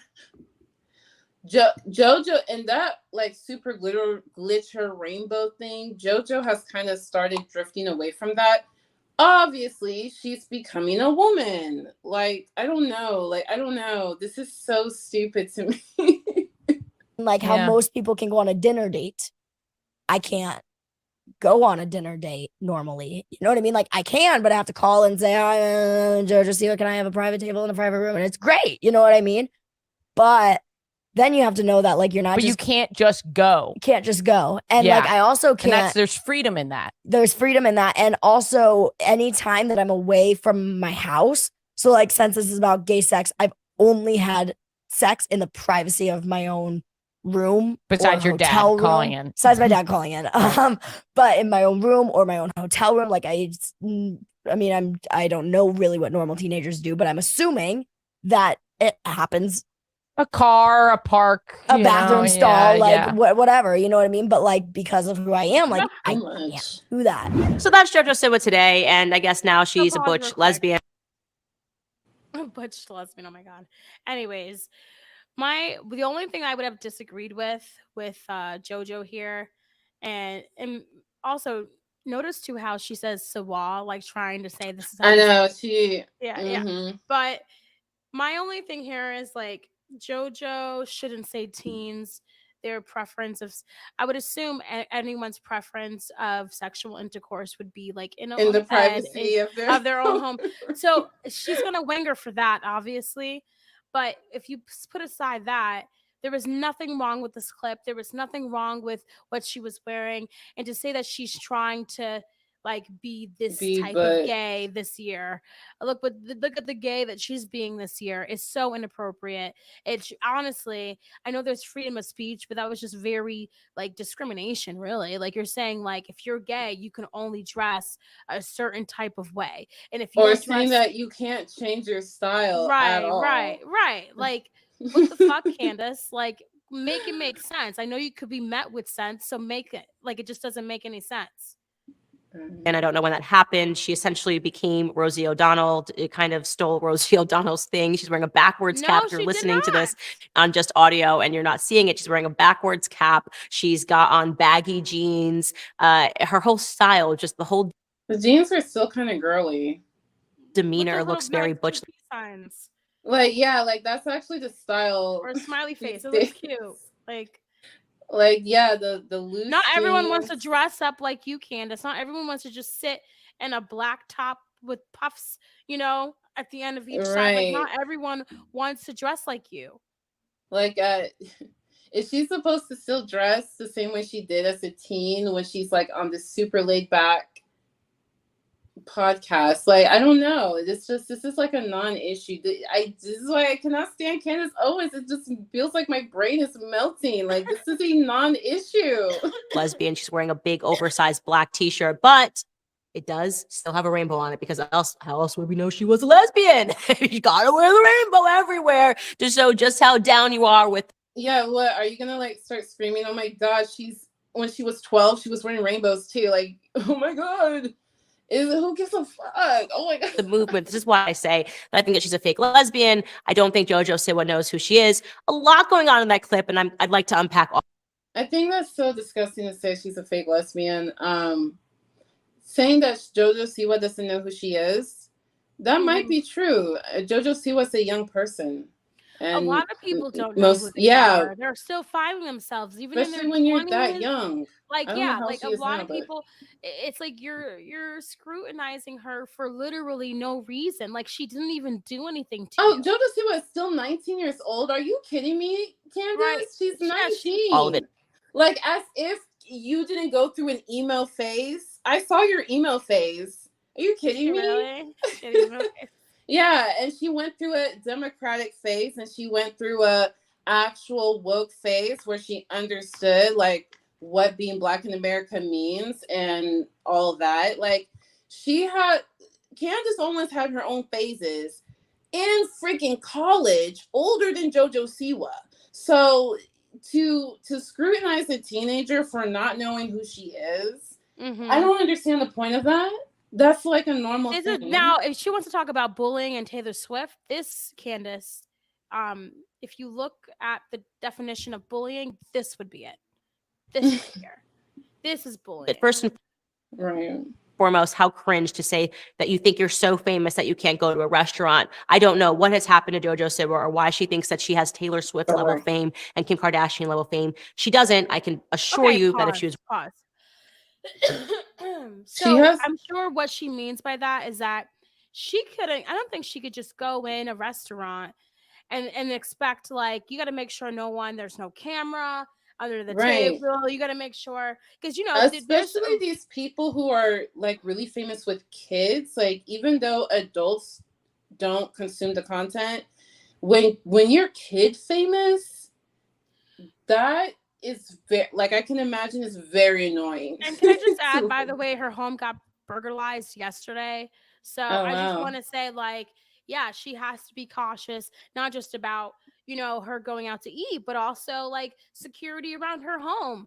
You know what I mean? So and now Candace, if you went when you're out, kid famous, you know what I mean? Like, she could go out and no one will care. You know what I mean? Candace Owens could go out, no one would give two shits. Now, when you're Candace, kid JoJo famous, Siwa can't do that. Yeah, you have, like, these kids have time to do bunk shit. Like, these kids have time. They have time to SWAT your house. They have time to, like, make multiple accounts and stalk you. They have, like, kid famous. You're dealing with very bored people who have time, and they're obsessed with you. This is different than what Candace Owens experiences. Walking down the street right now in London, where I am right now, and not a single person would recognize who she is. Maybe some children might recognize her. She's in London. In London. But she has not achieved the global level of fame that says that she can't walk down the street. It doesn't matter. You don't need to be globally famous. If she's in freaking LA, she's famous enough. If you're a YouTuber and you are in LA, you are pretty much famous. So. Right. So that's already cringe. But then moving on to what necessarily must happen once you come out as a lesbian, because there's something that is overtly sexual now about the LGBTQIA plus add every letter community, where every single time they speak to us, or if they're doing their pride parades, they have to be wearing a dildo, right? If to show your allegiance to pride, to show that you are really proud, you need to be making out on the streets of Los Angeles during the entire Pride Month. You have to show people how proud you are to be sexual. It's obviously incredibly demeaning. There's something attractive about it. As I say, that you should not feel pride in what they are putting in demonstration during Pride Month. I would be horrified if this was my children. But for whatever reason, she believes that she's not having sex like a regular person because she, very famous JoJo, who can't walk into a restaurant, JoJo Siwa, without being seen, or unknown, or all have. Yeah. Okay. It is this particular Yeah, it's like she's gonna make the comment, oh yeah, everybody wants to have sex in their own house. Yeah, like we know, Candace. Code switch that I'm the most offended by, that JoJo Siwa just keeps adapting who she is and adapting who her character is. I won't fault her, the clothing change. I think that with time, and whenever you look back on photos, the way you dress when you're 19, 20 is not going to be the way that you dress when you are in your early 30s. Those things change, but the way that you speak and the way that you communicate are not things that change. And so I am... Now she's backpedaling, because at first she was like, oh, do you see what she's wearing? She's wearing this. She's now like a butch lesbian. And now, yeah, right. And now you're backpedaling and saying, now you Saying, shouldn't do this. So what was the point of this whole video if you just took back every single thing that you just said? Like, you just took it back.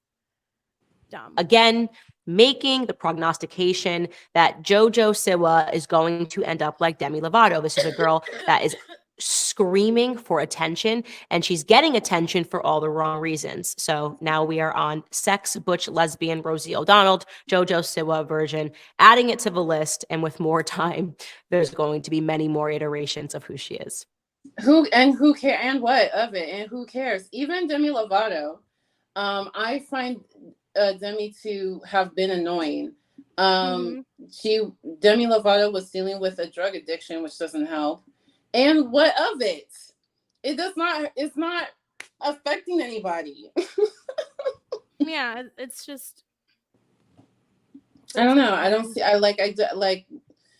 just see Candace as, I don't know, like, this is just your career. You just find random shit to complain about for no reason. I guess as long as it pays the bills, Yeah, that's exactly how I see it. You just find stuff. Not that she needs to pay the bills, but I mean, you can never have enough money. You can never, like, there's never too much. There's no such thing as too much, So you sent me this other conservative girl. I don't know. This girl is, I know she leans, I don't know if she identifies as conservative. I know she's leans literally conservative. She's friends with Candace Owens. Oh, okay. So you wanted to watch this. Yeah, because they all have a problem with a transgender person. She's on the cover of Bud Light, and they just all have a problem with it.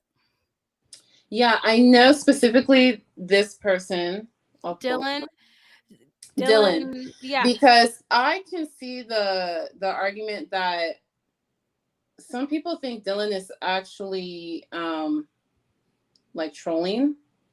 Okay, so I think, yeah. And I can see that because when they started, yeah, I could see how the videos were offensive because they were saying, I'm trying to be a girl. So am I doing it right? I bought all this makeup. Right. I can see how, like, you would feel like you're not being genuine, you're trolling, you're making fun of women. I can see that. But I never actually watched this. Oops. Are we looking at my right thing? Okay. Yeah, I never actually saw this Bud Light thing. The estimated hold time is now less than 96 minutes. Dylan!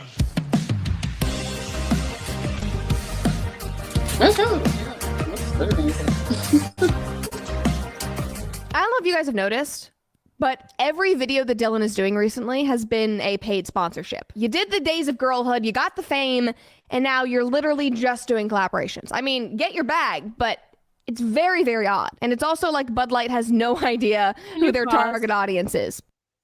Why is it odd? If this, so, what's her name? Cooper something. But if it's wrong, I mean, if this person is trying to get their bag, then why is it odd? Because that's what I'm trying to say. You guys always contradict yourself. You and Candace. It's like, oh, this person is just, I've noticed that the only videos that they do are sponsorships, but get your bag. But it's odd. Why? Yeah, I don't know what's odd about that. Yeah, what is odd about that? Because nobody's going to be excited about this. There's a reason why they did not post this on their main feed. And I think we all know why. Matt Walsh tweeted and said, wait, this all this hullabaloo about Bud Light, it's not even a real commercial. It wasn't even on the main company feed. No, but they Are can't you get over the fact. Girl, Of I some. thought there was some kind of Oh national no! ad. No, there was. Oh. It was on. Her face was on. I think the beer cans, like literally on printed on the beer cans. Oh. But The good and then news a is lot that of Bud Light people- a lot of people ran over the cans and did all this stuff with it because they didn't want to see someone that was transgender on the can. It's like rainwater that somebody siphoned out of a tin bucket, so it should be very easy to boycott. Somebody else said, I might be the only person equally as mad that Dylan Mulvaney is pretending to be a woman as I am that Bud Light is pretending to be beer. We can all move on. Nobody wants to drink it anyway. I actually like Bud Light. I don't care. I really don't care. And like even I had lunch the other day with somebody and they were telling me, yeah, I'm no longer drinking Budweiser. And I'm like, oh, because of the Dylan thing? And he was like, yeah. And really? I was like, so like you make your decisions based on like who Budweiser paid to sponsor? No, but they're saying that is a woman. And I was like, oh, so you have an issue with RuPaul? Do you have an issue with like RuPaul's Drag Race? He was like, well, no, because those are men and they're just cross-dressing, but they know that they're men. I'm like, yeah, I'm so sure you were totally fine with it when you went. But yeah, okay. Like, I just don't see, I don't care. I don't know why they care. I know, it's like because you don't represent, like, have you ever seen the TikToks where they go to like Target or so and they're like, look at the kids section, they're all rainbows. Oh yeah, I saw that. That was ridiculous. The lady was mad that the boys section had pastel colors of any sort. Yeah. Like, it was very dumb. Like, it's just, I was to like, me, yeah, like, I know this is like a bigger topic, but wait until she sees what men wear on Easter Sunday. Oh no, heaven forbid. Pastel pinks and blues on men. Yeah, I think it's so dumb. But anyways, do we have anything else to talk about before we call it a night? Well, we had a bang bang. I don't know if I can say it. We had a mass pew pew here in my area, and it happened in this outdoor mall that's very popular. These people are gonna tag us. These people are gonna tag us. But needless to say, I think it's 9 people have passed. They're mostly families. Yeah, and retail workers. And all day that day, everyone in this area, I was on TikTok and Snapchat just looking to see like what's going on. Are people okay? People were hiding in restrooms and stuff like that. And then our governor is Greg Abbott. I really don't like him. We're working to address that anger and violence by going to its root cause, which is addressing the mental health problems behind it. We as a state, we as a society. So yeah, that's what need to do a better job with mental health. It also means providing resources to address the mental health issues behind gun violence. We all know that 50 states for access to mental health care, according to the State of Mental Health in America report. Last year, Governor Abbott cut more than $200 million from the department that oversees mental health programs in Texas. We're working to so we're all like really mad that once again, because every year Texas has a big mass pew pew every year since 2017. And he always says, oh, it's a mental health issue. When I don't know, like every person you're in Texas, you guys, you're in Texas, so you guys are basically guns and that's it. Right. And that's never going to change, by the way. Sorry. Oh, yeah. But every person who commits these mass pew pews, they have a history. They do have a history of like really weird mental health issue. Mhm. And they get these weapons legally, and it's something that could have been traceable, could have been tracked, could have been, like, there's so many things that maybe would have helped prevent it. But he wants to go back on this mental health thing. Meanwhile, he cuts funding for mental health initiatives in the States. And the other thing is, these people are incels. Like, we don't need to sugarcoat it and say it's just a mental health issue. No, it's not people with XYZ diagnoses going around doing this. It's literally incels. They put it on they write in their diaries, they put it on their computer, they make sure they leave evidence so that you know they are incels. And they're doing this on purpose, and it gets posted on their incel message boards for all of them to shout, hallelujah, we have a new martyr. And it just blows my mind that this is not a conversation, this is not being addressed, it's not being talked about. Like, that they are on the FBI watch list, and yet, like, it's just never talked about. No solution is ever presented. Even if you want to go the mental health route, this incel issue is a mental health issue, and there's nothing to address it. And it's very disheartening, because it just seems like this is just America. Like, this is just what it is. It's just what it's going to be. This is America. Yeah. And yeah, I don't know. I really don't know what to do or think, or even how to vote, or even how to talk to my representative, because I personally feel the issue is incels. Right. It's really that simple. And I don't even think these politicians know what that is. And I don't know what to do. I don't know, because this is Texas, and us East Coasters out here in these streets view that state as a very gun-friendly state. So people could literally, like, carry a gun as they're walking, right? In their side. Yeah. Yeah. I was in Houston and I got so scared. Even with this mass pew pew guy, there was somebody who had a weapon themselves. That still didn't stop the pew pew guy from unaliving 9 people with, like, a very, like, most people, if they have a weapon, it's gonna be like a hand. It's gonna be a small weapon. This guy had, like, the stuff that blasts your face off, completely gone. Oh, That yeah. So, like, It's like, it's the scary thing. I really don't know what to say to people in Texas. Move. I mean, I don't know. Like, I don't know. Eco's over here. Like, I don't know. Move. The end. There's no hope. Sorry.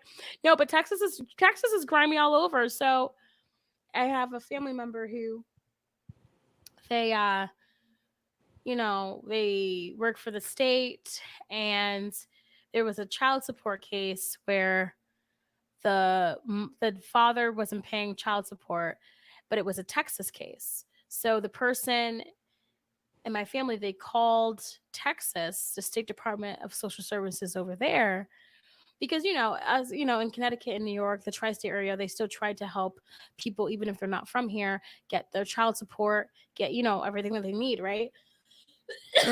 My family member called Texas, and Texas was like, is the mom from here? My family member was like, nope.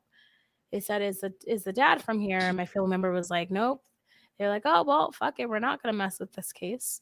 We're not going to collect child support. We're not going to waste our time collecting support for people who are not born from here. Next. So Texas is very cruel. Texas does not care. Not only do they care about, put it this way, if they're not going to care about the people that get shot and killed in their own state, they're definitely not going to care about people who are not born in the U.S. So I just, no offense to Texas, even though I'm going there in July for your wedding, fuck Texas. So yeah. That's how I pretty much feel about it. I'm like, those are my thoughts. Those are my thoughts. But it is hitting 12:26 a.m. on the East Coast over here. It's not. I actually don't have work tomorrow. I'm just. I'm actually just ready to just lie down, watch some Buffy the Vampire Slayer as I drift into sleep. I've been You're like, watching Love Island. you know what? I refuse to watch that show. You know why I refuse to watch that show? Because everyone else is. So I refuse to watch it. Oh, you're one of those? Yes. I'm never gonna watch it just because everyone else in this whole goddamn world is watching it. I don't want to be in. I don't want to be popular. Okay. I want to be isolated. There's a so kid many at the table that does not speak to anyone. There's so many seasons in different countries, so I don't know which one everyone's watching. I just picked one and started watching it just to see. It's weirdly addictive. You wouldn't think you would be addicted to watching it. You wouldn't think you would care. It's so dumb. And yet you might find yourself binge watching it on a weekend. Oh, if my friend is a realist. If my realist friend watches Love is Blind, I know it's addictive. So your realist friend? A realist? Like my friend who is a realist. Like she's like a realist. Not like real estate. Like a realistic person? Right. Yeah. Oh, okay. Like she literally is such a realist that if she watches that means it is good, but I just won't watch it. Oh, does she watch it? Yeah.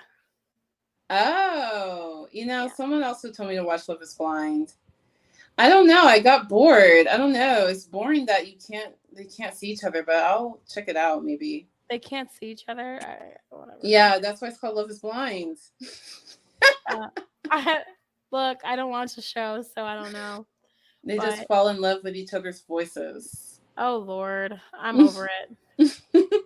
I'm over it. I don't like that. But either way, is there anything else you'd like to talk about before we call it a wrap? Yeah, I think that's it. Okay. Well, guys, hopefully, not hopefully, next week we're going to be on it, okay? But we probably won't do it until starting from at least next it would have to be either next Tuesday or Wednesday, actually, because I can't do Thursday or Friday or Saturday. So, but yeah, oh my gosh, it's been so much fun. It's been real, and every single week I'm like, I'm gonna post up clips from all the other live streams, but I am off all of this week because I'm sick. So while I'm getting rest, I'm also going to be posting up her clips because we have some funny clips. But it's been amazing. Thank you guys. Thank you. And thank you, Sage Moon. Thank you, Samantha. Thank you, anyone who has watched. If I missed anyone, I don't think I did. Thank you, Anward, Sage Moon. I don't know who else. Who else is in here? Yeah. So, guys, thank you so much for tuning in and watching. And we're gonna keep this thing alive. And I will get better. The only reason why I was out for 2 weeks is when I was in London, and then I was sick, really sick last week. But anyways, thank you guys for watching, and get out of this big screen right here. Okay, cool. Thank you guys for watching, and we will see you soon on the next live stream. Have a good night, guys. Bye. Bye.